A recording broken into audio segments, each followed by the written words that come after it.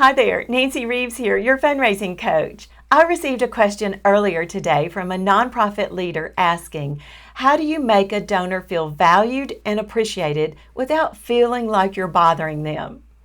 Well, when you receive a large gift from a donor, the first thing you want to do is pick up the phone. First of all, let them know that you received their gift, whether it was a check in the mail or an online gift or a notification of a transfer of stock. Let them know that you received their gift. And two, let them know how much you value and appreciate them and the gift. That's not bothering them. And then down the road, maybe you have an update on a program that they've contributed to, or maybe you run across an article they would be interested in, or maybe you have some advice you need on something that they're knowledgeable about. That's not bothering a donor. That's contacting them with substance. When you're bothering a donor, it's something frivolous.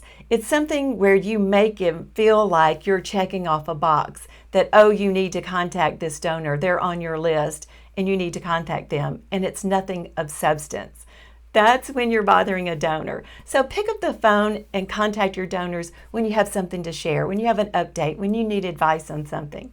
If you have not downloaded my free Major Gift Fundraising Plan template, be sure and click the link below. See you next time. Bye for now.